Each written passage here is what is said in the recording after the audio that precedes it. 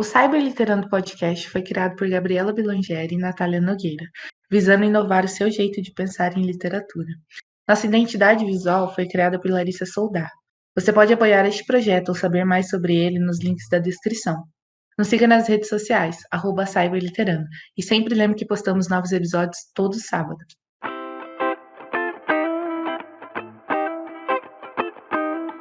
Olá, galera, tudo bem? Tomara. Você está ouvindo o Cyberliterando. Eu sou Gabriela Blangeri. E eu sou a Natália Nogueira. E hoje iremos falar sobre revisão textual com a talentosíssima Larissa Garcia. Ela é revisora de textos e bacharel em letras, né? É como diz a Gabi, ela é guerreira por ter se formado em coisa da UERJ. Eu Qualquer adoro coisa. porque. Não, eu adoro porque esse tópico sempre volta uma hora ou outra Larissa, eu vivo zoando a Gabi que ela ainda não se formou. Não se formou. Olha, se formar na UERJ é difícil mesmo. Gente, eu Olá, troquei de gente. curso, sem compreendida. Trocou de curso, tem isso. Nós Mas trocamos, né? Eu também troquei. a gente queria agradecer a sua presença primeiro, né? E, por favor, se você quiser se apresentar, falar alguma coisa diferente sobre você, esse momento é seu. Oi, gente, eu sou Larissa Garcia, como elas disseram, bacharel em letras, revisora e textual há um tempo. Eu que agradeço o convite. Estou muito honrada de estar aqui com a Gabi, que é minha amiga pessoal, e é um prazer conhecer você, Natália, né? Eu queria parabenizar vocês pelo conteúdo incrível que vocês produzem aí e tão diferente. É um prazer estar aqui. Para. Para, ficou tímido. Ai. Obrigada, amiga, por disponibilizar do seu tempo para estar aqui com a gente. É muito importante sua presença aqui. Eu que agradeço.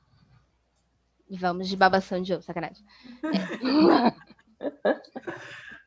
Vamos lá, então. Então, pessoal, hoje a gente vai falar, como vocês provavelmente já leram no título, sobre revisão textual. E o que acontece? Né? A gente vai começar dando um pouquinho da história, né, de como começou, o que era revisão textual no passado, antes de se tornar o que é hoje, porque era um pouco diferente, para não dizer muito. Tá? Então, o que acontece?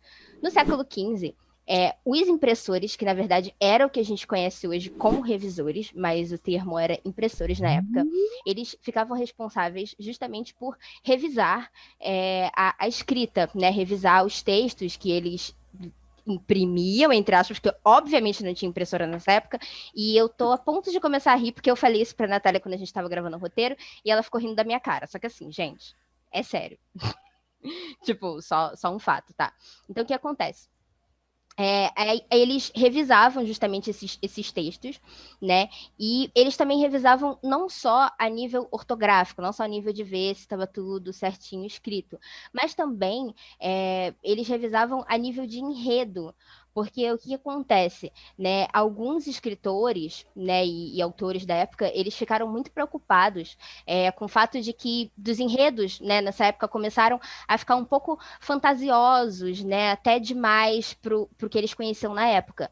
Então, eles começaram a fazer justamente essa revisão também da parte do enredo, para ver se não tinha furos, né, no que a gente chama hoje de furos de enredo, né, enfim. E esse tipo de problema que pode acontecer em obras é completamente normal. Tá? E aí entrava o trabalho desses impressores, né, que são revisores. Eles olhavam não só a ortografia, mas também a parte do enredo, para que a obra ficasse realmente, ela fosse, quando ela saísse, né, quando chegasse na mão das pessoas, fosse uma coisa realmente mais coesa ali, mais completa. Mas é importante dizer que nessa época a profissão impressor, revisor, enfim, ela não era regularizada, ela só foi regularizada no século XVI, tá? Então, nessa época, era meio que um trabalho informal, entre aspas. Ou seja, você não recebia para fazer isso. Recebia, mas não era, tipo, regulamentado, tipo, se desse alguma merda, você não tinha como correr atrás dos Respaldo. direitos, tipo isso. Não devia ter uma base de salário, essas coisas. E hoje, embora regularizado, a gente não recebe lá tão bem, né? A luta continua. A luta continua. Gente, Nunca paguem, parou. paguem melhor os revisores. Porque às vezes eu vejo muita gente falando assim, ai, revisor é muito caro, não vou revisar meu livro. Também o livro tem 300 páginas 300 e o cara páginas. quer pagar, sei lá, R$ 1 por página. Vai se fuder, mano. Gente, Porque- foi esse tempo. R$ 1 hoje não dá nem pra comprar um bombom serenata de amor. Verdade. Temos um ponto aí. Verdade. Então, gente, valorizem o trabalho dessas pessoas. Até porque muitos dos livros que vocês compram, que vocês falam assim, caraca, esse livro é tão bom. Provavelmente, se você lesse o original, você ia pensar, caralho, que merda. Provavelmente o revisor deu aquela arredondada que faz toda a diferença, querendo ou não. Sim, que nem os tradutores, né? Que a gente já enalteceu aqui. Então, Sim. é isso, galera. Apoiem as pessoas que cuidam dos livros, não somente as pessoas que escrevem eles. Sim, por favor. E até porque tem todo o investimento do revisor, né? A gente revisa com gramáticas do lado que não são baratas. Tem todo esse material aí auxiliar. Então já tá a primeira puxada de orelha do Cyberliterano de hoje, já começou. Ninguém pistolou ainda. E eu tô sentindo que eu vou tomar hate, hein? Não, a gente passa pano Passa pra você, pano. Larissa. Não se preocupe. Esse aqui é o meu paninho que eu passo para os convidados e outros assuntos. Bom, vale lembrar também, né? Vamos, já que a gente falou de salário aí, é importante citar que boa parte da população não sabia ler, então, consequentemente, as pessoas menos favorecidas socialmente falando, né? Elas não tinham acesso a qualquer tipo de livro. Então, obviamente, elas não conseguiam ler esses livros e muito menos revisar, porque, né, elas não tinham contato. Então, a maioria das pessoas que tinham acesso a isso eram os clérigos, né, os religiosos. Então, tinham os latinistas, né, que eram os estudiosos das línguas e da cultura clássica, né, os artesãos, os universitários e os eruditos, ou seja, né, o pessoal acadêmico. Então, essas pessoas eram as pessoas que tinham acesso aos livros num geral, tanto quanto contato para ser revisor, quanto para ler, obviamente, mas principalmente para ler. Né? E vale lembrar que nessa época a revisão era chamada de correção, né? E não de revisão, porque como a Gabi citou anteriormente, né, eles faziam bem mais que apenas revisar o livro.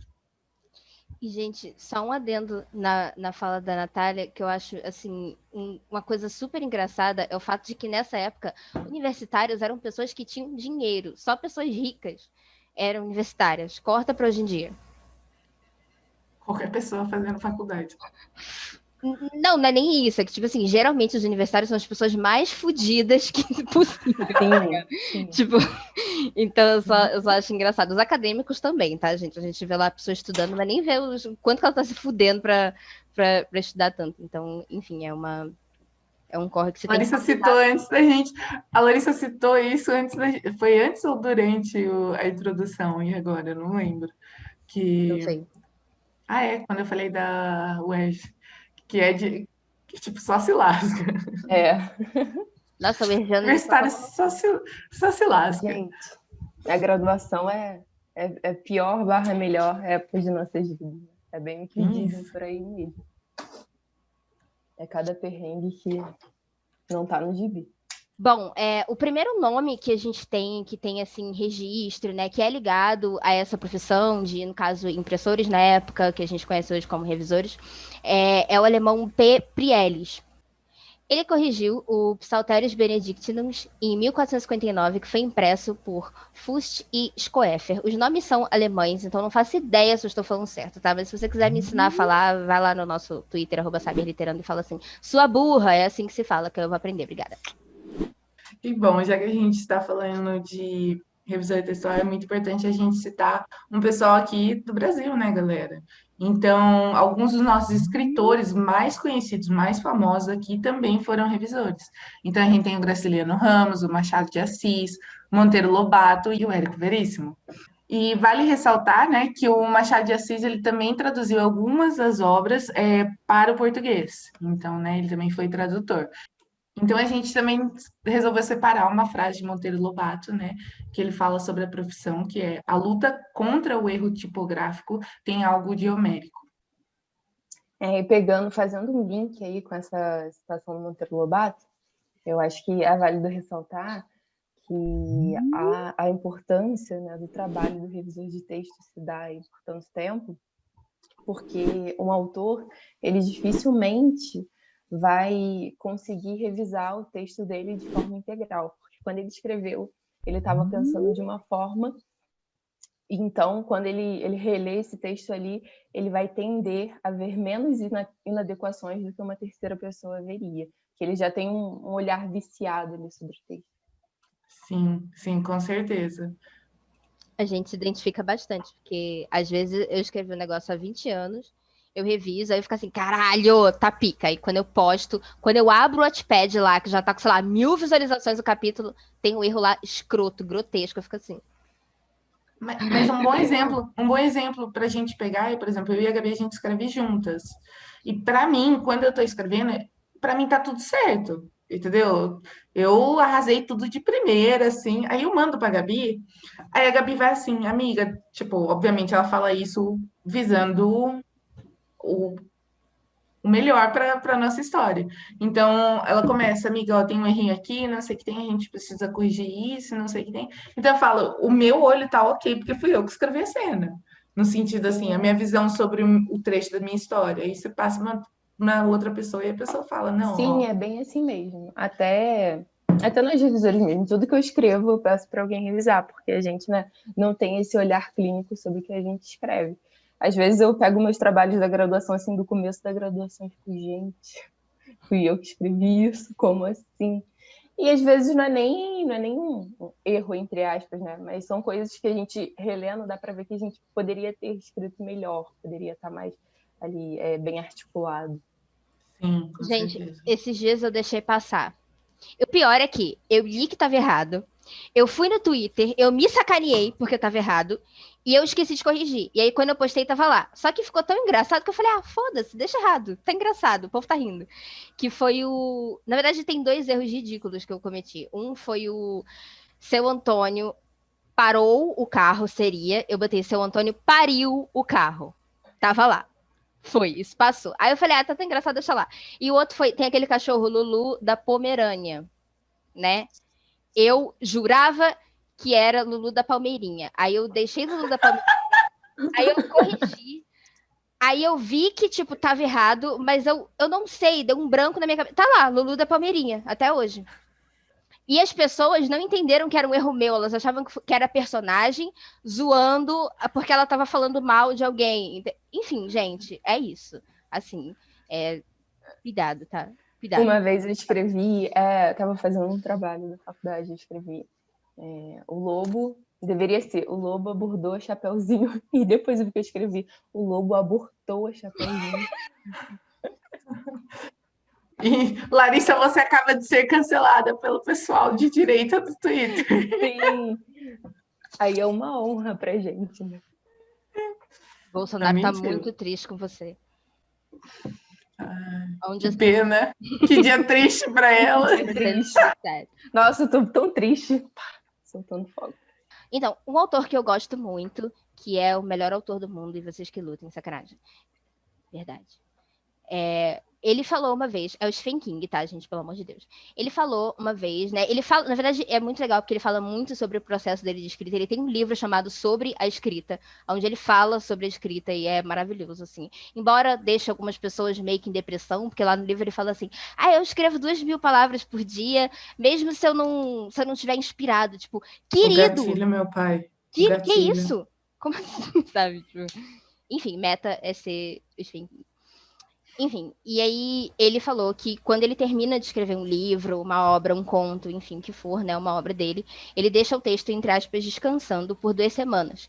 Porque aí ele consegue encontrar os erros do texto, tanto ortográficos, mas os furos no enredo mais facilmente, né, do que, enfim, se fosse de forma dele fosse revisar assim que ele acabou, né? E o que eu acho legal também é que, tipo assim, se vocês pararem para pensar, ele é um puta autor, ele tem, sei lá, milhões de pessoas para fazer isso por ele, mas ele gosta de fazer isso antes mesmo dele mandar para os revisores, para a editora, enfim, para o diabo que o parta. Então, Imagina ele revisando o It, que o It ele é literalmente dessa grossura, ele deixou 2 semanas e ele, nossa senhora, Deus me livre. Provavelmente ele gastou mais tempo revisando do que dando Escrevendo? essa pausa ali de 2 Ele semanas. passou mais tempo. Escrevendo, com certeza. O processo de revisão é mais demorado do que o de escrita. Leiam It, é Será, maravilhoso. será que, assim, agora eu não sei porque eu não trabalho. Geralmente, quando o livro é muito grande, precisa de mais de uma pessoa para revisar? Ou é? Sim, depende da dinâmica, mas depende da dinâmica da editora e tudo mais. Em algumas editoras, o mesmo texto passa por 2 revisores ou mais, porque um tende, né, a, a perceber ali possíveis melhorias que o outro não percebeu, ou pode sim também ser dividido. Mas é comum, é normal um único revisor, revisar um texto, sei lá, de um livro de 500 páginas, e depois um outro revisor ir lá e fazer uma outra revisão do mesmo texto. Mas não existe essa necessidade de dividir o texto, porque é muito grande, desde que se tenha tempo, né? Tudo depende da dinâmica ali do processo editorial.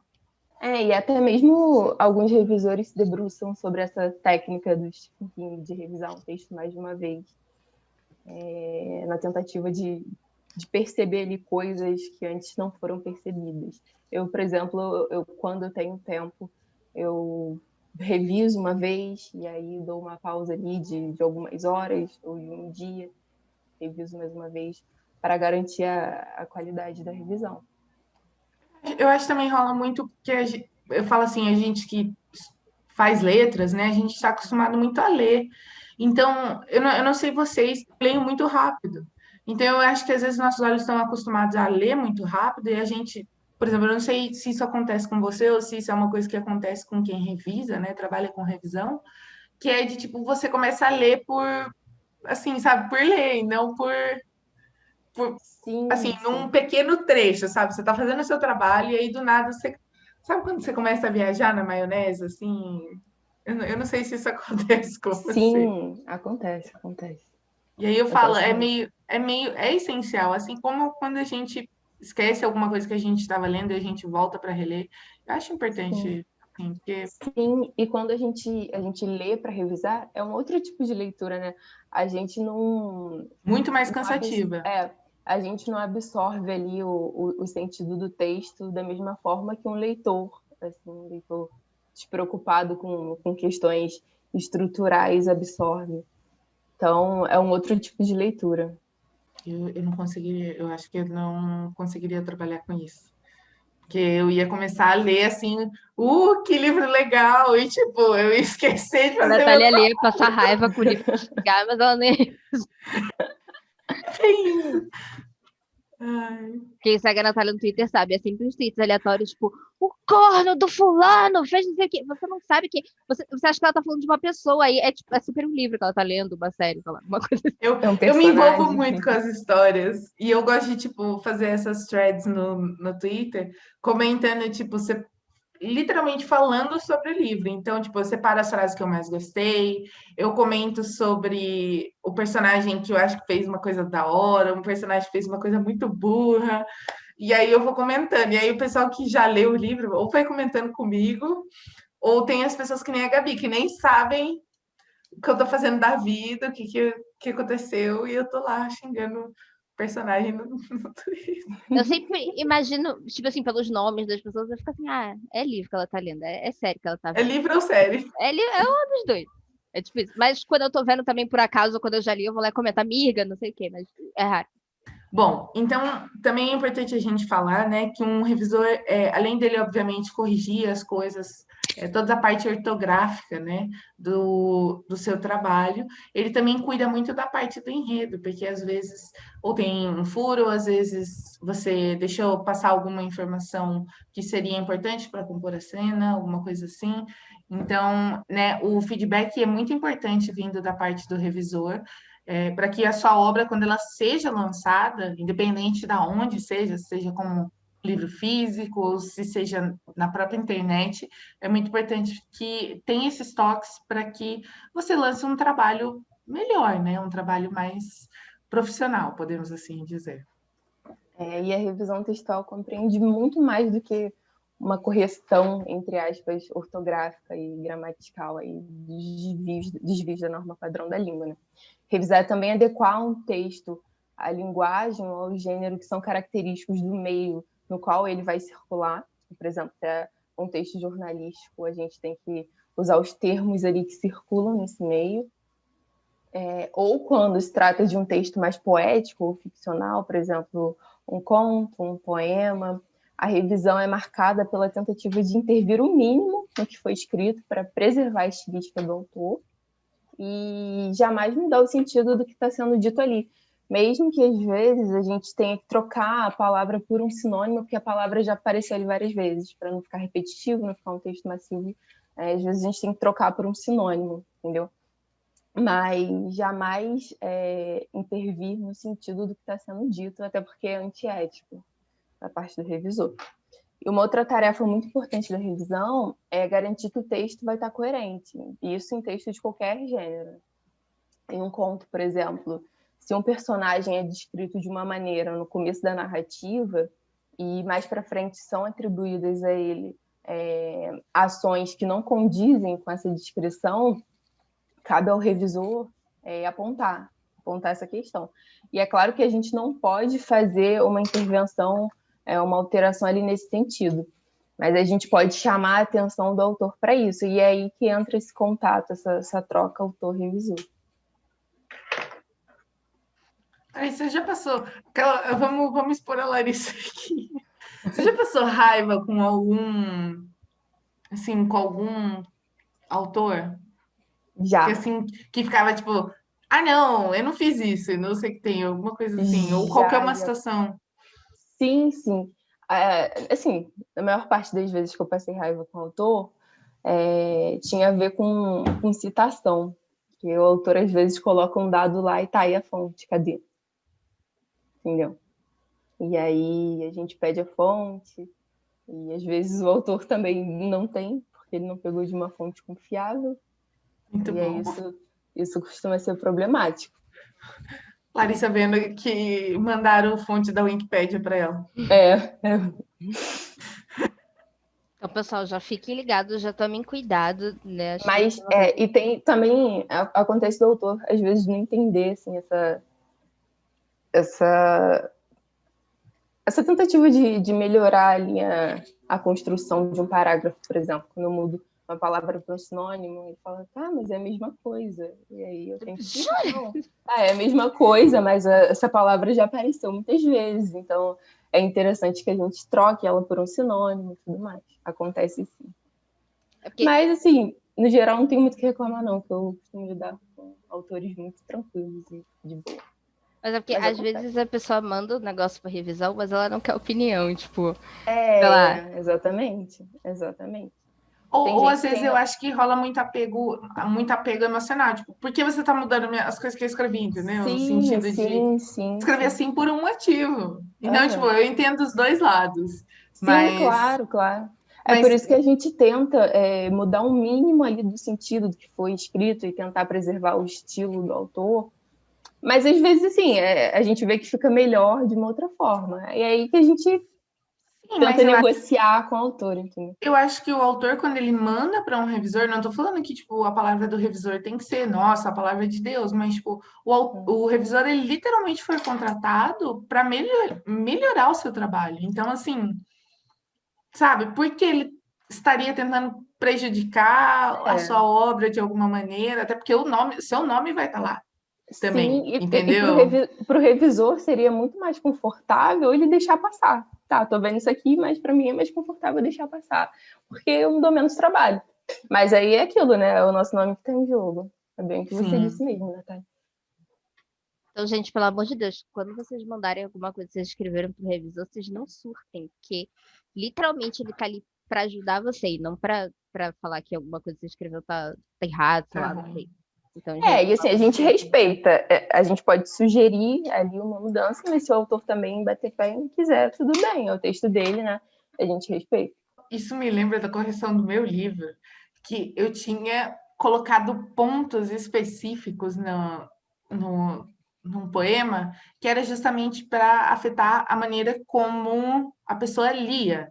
Não. E aí toda a correção eu mandava colocar o ponto e tiravam. E aí eu falei, gente, não.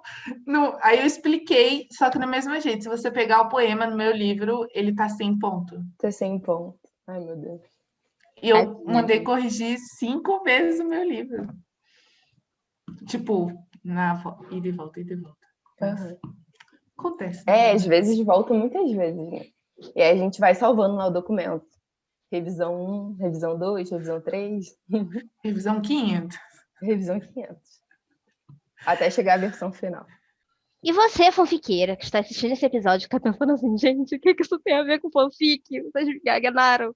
Então, primeiro que, obviamente, obras de cyberliteratura podem e devem ser revisadas por um revisor. Tipo, se você publica na Amazon, enfim, aonde for, se você publica EPUB, é legal se você tiver Contratem a vontade. Larissa. Por Contratem a favor, Larissa. mandem jobs. A gente vai deixar o Instagram dela aqui na descrição para vocês mandarem jobs para ela. E aí o que acontece? É importante se vocês tiverem a oportunidade de ter um revisor. A Larissa, inclusive, que revisou o meu livro. Então, eu sempre falo dela aqui nos episódios, toda vez que eu vou falar meu livro, que eu fico assim, foi a Larissa que revisou e tal. E foi muito importante, eu acho que acrescentou muito na experiência da pessoa que vai ler o livro, porque ele saiu mais redondinho para as pessoas. Então, é importante.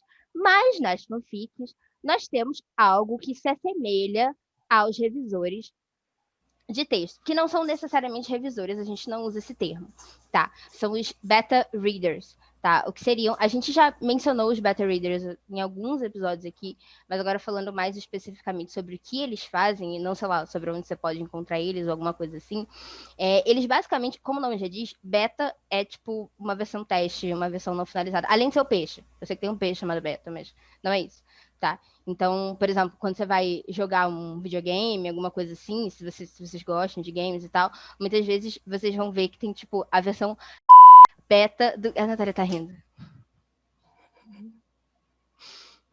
O que você tá rindo? Mano, nem tinha passado pela minha cabeça o Beto Peixe. E do nada você fala isso. Eu tô tipo, mano, que merda foi? Que ódio. Ai, senhor.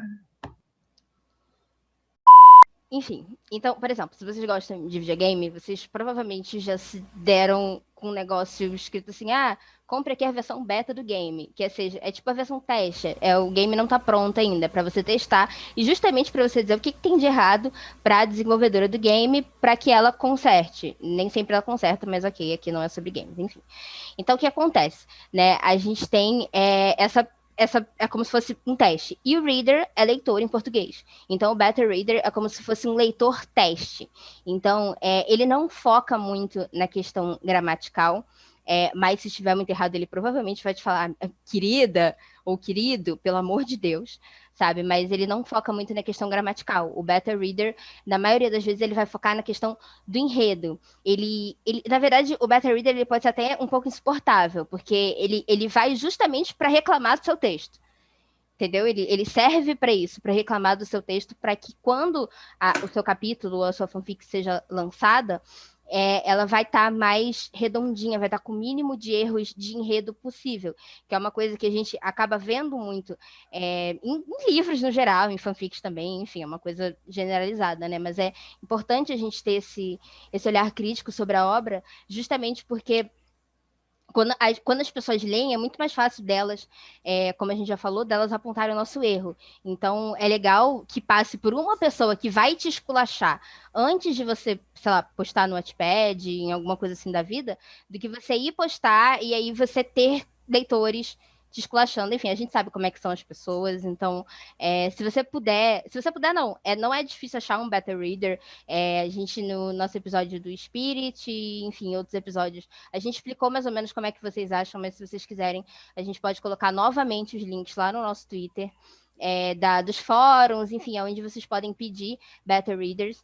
Então, é importante esse trabalho. E muitas vezes os beta readers, eles realmente gostam dessa questão de ler, de criticar a obra, e eles acabam futuramente fazendo cursos, enfim, e acabam se tornando revisores de texto. Então, é mais uma daquelas que a gente falou também muito no nosso episódio de 16, que é quando a pessoa, ela faz alguma coisa, tipo, online, na internet, parece, entre aspas, bobeira, e aí, de repente, pode acabar virando a profissão dela também.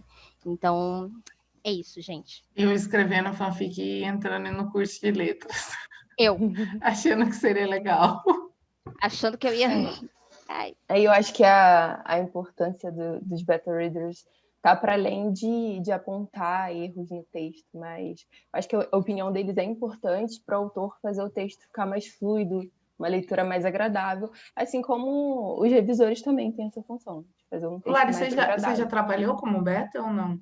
Não, nunca trabalhei. ela não é fanfiqueira, amiga. Sacanagem. Sacanagem, não, tô falando sério. Mas é importante. Eu nunca tive beta, mas eu já fui beta e eu era insuportável. Então, Mas, assim, eu nunca tive beta, nem fui beta. Mas, assim, as pessoas têm muito essa mania de corrigir as coisas que você coloca, assim, e você claramente vê que são errinhos que você só deixou passar mesmo, assim, no sentido de bobo, sabe? E tem umas pessoas que vão nos comentários e ela literalmente acaba com você, assim, sabe? Tipo, rainha do português, entendeu? Da gramática oficial brasileira, assim, ó. Isso tem nome, né? O preconceito linguístico. tem gente que parece que você contratou a pessoa para ela ver todos os erros de gramática da sua fanfic. E aí, amiga, ou Larissa, não sei se você sabe que no Notepad você pode comentar por parágrafo, né? E aí a pessoa vai lá, parágrafo por parágrafo, qualquer vírgula que tem de errado, ela vai. Ih, faltou uma vírgula. Quando tem alguém que faz isso na minha fanfic, para ser muito sincera, eu apago os comentários. Eu tenho um pouco de preguiça. Sabe os Gente, comentários que você essas faz pessoas estão corrigindo, trabalhando de Larissa? graça, né? É isso que eu ia falar, sabe tipo, as correções que você faz num arquivo do Word, é Você vai basicamente o que essas pessoas comentando fazem no a mesma coisa. Notepad. Sim.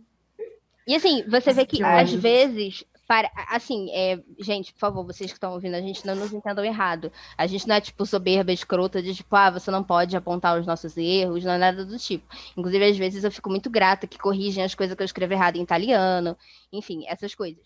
Mas assim, muitas vezes você vê que a pessoa tá fazendo aquilo pra te cutucar, não é pra te avisar, tipo, oi, autora, isso aqui tá errado. Não é uma Sabe? crítica construtiva. Sim, não é tipo o seu Antônio pariu o carro, que ficou super engraçado, o povo ficou rindo e tal. É uma coisa do tipo assim, tá errado aqui.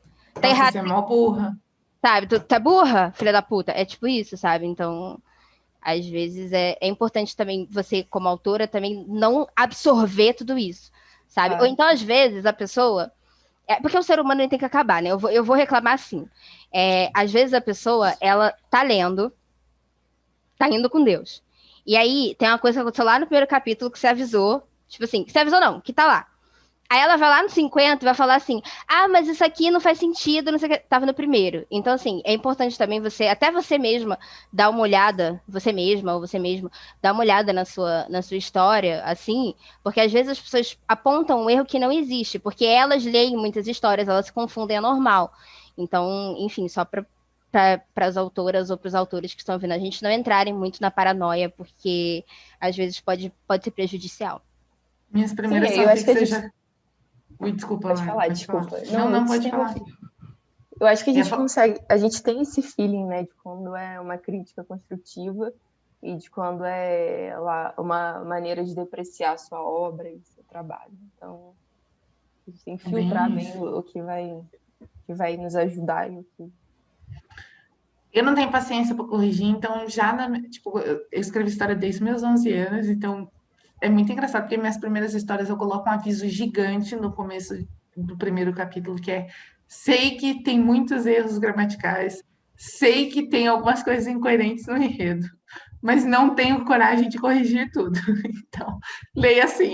É basicamente isso. E aí, se a Maravilhoso. pessoa quer ler, leia, uai. Mas E aí, para assim, tomar pararam de corrigir E as assim, coisas. desde que o desvio ali não interfira na compreensão do texto, tá tudo bem. Tá tudo bem. Sim, porque é aquela coisa, você não quer cobrar que eu saiba as mesmas coisas agora que eu tenho 21 anos, que, tipo, eu tivesse plena consciência quando eu tinha 13, entendeu? Então, Claro, claro. não é o mesmo nível de conhecimento. Então, eu falo, é que nem você falou de quando você olha para trás e vê os primeiros textos da faculdade, que eram, tipo, você fala, gente, que horrível, e eu achava que eu tava arrasando, e aí você vê, é a mesma coisa em qualquer situação hoje em dia, né? Claro. Então, Na pior das hipóteses, faça igual a mim e apague a sua história. Sério, vai por mim. Apaga, se uma faz boa. maluca. Tipo quando tem uma Lamborghini com 4 portas. Enfim. Enfim, gente, enfim. Adoro essa turma. Ai, Ai, ai. meu Deus. Lari, a gente vai fazer, assim, né, duas perguntas para você, assim, tirando dúvidas que a gente genuinamente tem, né, e que provavelmente as pessoas que possam estar ouvindo também possam vir a ter, que é, a gente queria saber se um revisor, ele pode ser um diagramador, né? Então, tipo, diagramador, para quem não sabe, né, galera, é a pessoa que cuida de organizar a sua obra. Então, como ela vai aparecer na página, as cores que vão ser utilizadas, a parte estética do seu livro, tá bom? Claro. Claro, o revisor pode sim ser um diagramador. Em algumas editoras, assim, grandes editoras, tem um profissional que se dedica exclusivamente à diagramação, que costuma ser o designer gráfico. E depois de diagramar o texto, a gente faz mesmo a revisão, né? Geralmente no PDF exportado do programa de diagramação, para certificar de que o processo de diagramação não alterou nada num texto, que não se perdeu um ponto ali, final, uma vírgula, o que é muito comum mesmo. E também por questões estéticas, né? Para eliminar possíveis viúvas e órfãos que podem ficar ali na diagramação. E para quem não sabe, viúvas e órfãos são sílabas ou palavras soltas na última linha do parágrafo. E não fica legal esteticamente falando. Então, a gente tende a cortar essas viúvas e órfãs e a evitar também a higienização, que acontece automaticamente durante a diagramação. Mas, assim, na síntese, se o revisor domina ou tem habilidade com os programas de diagramação, ele pode sim ser um diagramador. Eu achei que seriam trabalhos muito, sabe, distintos e talvez, assim, não sei, eu jurava que não poderiam ser feitos juntos, sabe? Não, é bem relativo. Pode sim, como eu disse, se o revisor tem habilidade com esses programas, ele pode sim. Mas assim, é melhor para ele que tenha um designer para fazer isso, né? Que aí ele pode se dedicar à questão Somente estrutural isso. do texto. E querendo ou não, agilizar o processo da obra, Sim, né? com certeza, agiliza muito, porque a diagramação é um processo demorado, ainda mais tratando de um livro. É bem demorado. E porque também, às vezes, depende para onde que se o livro vai ser uma publicação física ou online, porque a diagramação do EPUB é totalmente diferente, imagino eu, da diagramação Sim, física. Porque, por exemplo, a sim. Amazon, ela pede o nosso útero. Tem lá, tem literalmente uma página na Amazon só com coisas que você tem que fazer para você conseguir, para o livro ficar direitinho no Kindle, quando você vai ler essas coisas. Então, eu creio que deva ser muito diferente a diagramação. Sim, é diferente, é diferente. E na diagramação para uma publicação impressa, tem que ter todo um cuidado com a cor, se a página impressa vai ter a mesma cor que você atribuiu ao design no programa de diagramação, a resolução é diferente. Então, tem sim uma diferença bem grande, bem discrepante entre a diagramação de uma obra que vai ser publicada só em meios digitais e uma obra que vai ser impressa. Lari, você já trabalhou bastante com assim, muitos livros, assim? Eu já trabalhei mais com revista e artigos Artigos? soltos para. Mas sim, já revisei livros. Sim.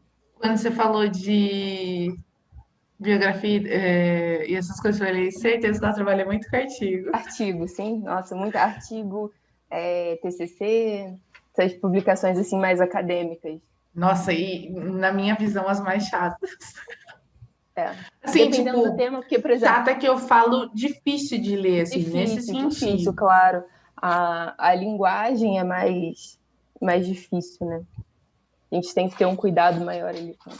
E dependendo da área, até E pode ser, dependendo tipo, da área, por exemplo, se eu reviso um artigo sobre engenharia, medicina. Nossa, assim, é o que pior. acontece. Eu trabalhei num lugar em que todas as publicações eram a temática de meio ambiente. Assim, era interessante, mas algumas coisas eu não tinha domínio nenhum sobre o assunto. Entendeu? A gente acaba aprendendo com esses Não, artigos assim, imagina, de você deve outras ter. áreas. Ela deve ter papo para tudo. Você senta lá, tá alguém falando sobre meio ambiente, Larissa. Então, eu li uma vez. Ainda paga de leitora, tipo, interessada, sabe? Tipo, eu estava lendo, Eu estava ocasionalmente. lendo, eu acordei e Peguei esse artigo para Ler, ler. peguei esse artigo para ler. direito, e foi ótimo. Ai, eu amo. E, Larissa, a gente também quer saber quais métodos que você utiliza para revisar o texto. Tipo, qual é o seu foco? Tipo, você começa, não, vou olhar a parte gramatical, a parte estrutural, você faz tudo ao mesmo tempo. Como é que é? Então, eu costumo usar a técnica de revisar o texto mais de uma vez, como eu disse mais cedo, e quando possível em dias diferentes para evitar ali uma displicência de um olhar viciado sobre o texto. E quanto ao foco, eu reviso tanto a parte gramatical quanto estrutural, a formatação e a adequação às normas da BNT quando elas são necessárias, mas depende muito da demanda do escritor. Se ele me entrega o texto e diz que não há necessidade de uma formatação, por exemplo, eu vou focar só nas outras partes. E Ou quando seja, você contratem a Larissa. Por contratem a favor. Larissa, pelo amor de Deus. O Instagram dela vai estar aparecendo aqui embaixo em algum momento, mas se não aparecer, é na descrição, tá? Mas eu vou botar, eu juro. Enfim, mas assim, por exemplo, você falou que você revisou poucos livros, assim, os livros que você revisou, se foram de assim, histórias e tal, tipo, fantasiosas, digamos assim, você teve, como é que você avisa, tipo assim, nossa, tem um buraco aqui no seu enredo, seu querido? Normalmente, a gente conversa com o autor mais pelos comentários de revisão do Word. Uhum. Mas se for assim, uma questão mais importante, Grande. se for algo maior, eu converso com o autor e falo, olha, eu acho que aqui você podia melhorar, enfim, essa questão aqui, porque tem um gap aí entre uma parte da história e outra, assim, a conversa é bem franca mesmo. Claro, com cuidado para não de alguma forma deixar o leitor Magoar. desconfortável. Agora eu tô pensando Oi, se a J.K. Rowling. essa menina ficou grávida aqui por 2 anos na história, será que tem como? Você. Fala, olha, também incoerente. Eu acho que dá para, enfim, dá para você mexer aí para o texto ficar melhor. Mas o que eu pensei sobre a J.K. Rowling é. Eu não sei se você provavelmente me acompanha no Twitter, você sabe que eu sou a louca do cu da Harry Potter agora. Enfim, mas se, por exemplo, ela tinha. Porque o plot dela é muito amarradinho. Então eu fico assim, será que ela deixou um gap assim em algum momento? Imagina você ser revisor da J.K. Rowling. Nossa, Momento, gente, eu tô sonhando aqui, gente. Eu odeio ela, tá? Só pra deixar claro, pelo amor de Deus, mas Vai ficar Mas piscando assim, aqui, transforma, o enredo, transforma. o enredo dela em Harry Potter não tem nada a declarar sobre isso. eu não sei se foi assim que aconteceu com ela, mas normalmente quando a gente revisa uma obra ficcional, tem uma conversa antes com o autor e ele fala sobre a obra dele. Então, assim, se for um plot, acho que a gente não vai confundir com um gap, entendeu? Porque o autor vai ter previamente falado. Sim. No caso de ser Ou não, algo, né? por exemplo, uma saga falando de Harry Potter. Uma saga, aí, tipo, sei lá, alguma coisa ficou em aberto, mas é pro próximo livro. Aí, tipo, cabe Uhum. ao autor avisar o revisor, né? Tipo, ó, Sim, não é claro, buraco, claro. não, é que vai ser resolvido depois, né?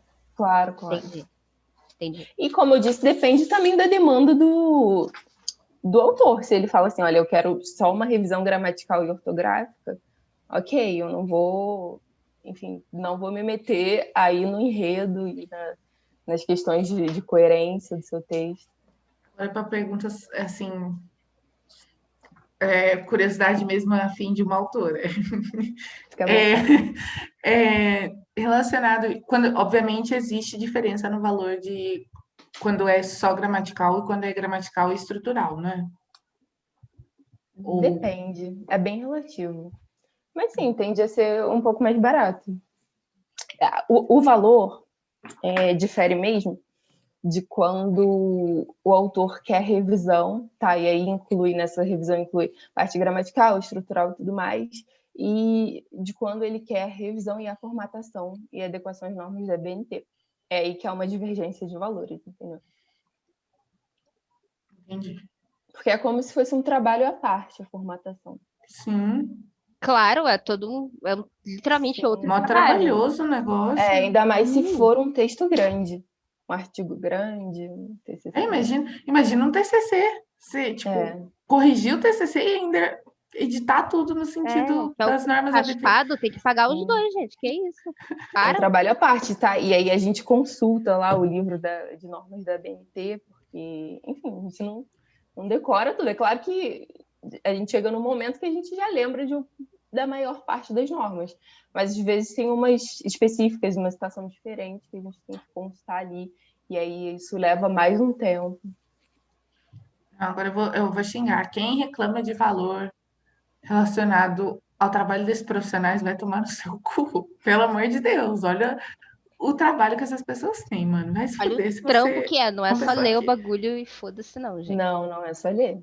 E, gente, como curiosidade aí, o dia 28 de março é dia dos revisores de texto. Então, dia 28, vocês ou voltam para ouvir esse episódio de novo, ou procurem a Larissa para dar parabéns para ela. Ficarei muito feliz. Inclusive, antes de fazer a pesquisa para esse episódio, eu não sabia, mas agora eu vou deixar marcado, porque aí no dia 28 eu vou mandar mensagem para Larissa, falar, amiga, feliz dia. Eu vou ficar muito feliz. Meu dia. Amo. Lara, a gente queria te agradecer por você tirar uma boa parte da sua manhã para falar com a gente. Então, muitíssimo obrigada por compartilhar um pouco da sua rotina, um pouco do seu trabalho, e por acrescentar tanto nesse episódio. Então, muito, muito, muito, muito obrigada mesmo.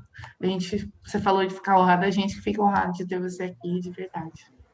Nossa, eu que agradeço mais uma vez e desejo muito sucesso aí para o projeto de vocês.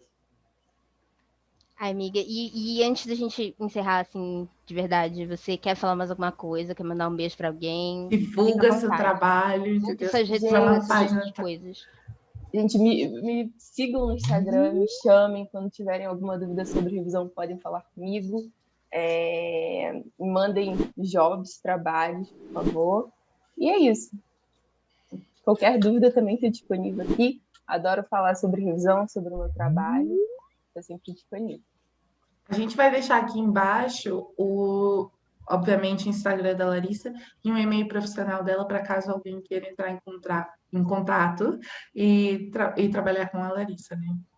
E se vocês não estão assistindo no YouTube, mas estão ouvindo no Spotify, no Deezer, no Apple Music, no buraquinho lá do ralo, que vocês sabem que a gente está lá também, a gente vai deixar tudo no nosso Twitter, @cyberliterando, para vocês terem acesso, tá? Então, se vocês não conseguirem acessar por lá, é só vocês irem lá no nosso Twitter. E aproveita aí e fala pra gente o que vocês acharam do episódio. Conversem com a gente gosta de conversar com vocês sabem disso. Ou no nosso Instagram também, @cyberliterando, pode mandar lá também. E, obviamente, se você curte o nosso trabalho e quer ver ele continuar crescendo e tudo mais, apoie o nosso projeto no Catarse. É só você entrar no link da nossa descrição ou no link da bio do nosso Twitter, do nosso Instagram ou do Facebook e tá lá como apoia este projeto. E aí você vai lá e doa o quanto você puder e, obviamente, se você não puder, como a Gabi falou, ajude divulgando esse episódio. Deixe seu like, compartilhem para autores, para pessoas que gostam de ler, para pessoas que vocês sabem que gostam desse universo. E lembrando que, obviamente, os nossos apoiadores, eles recebem alguns mimos, entre aspas. Então, eles recebem erros de gravação. Provavelmente vai ter erros de gravação desse episódio, porque eu amo sacanear meus amigos. Tem, enfim, algumas coisas. Vocês também recebem os temas de todos os episódios antes. deles saírem. Então, é também interessante. Então é isso, gente. Muito obrigada se você ouviu até aqui e até sábado que vem. Obrigada, gente.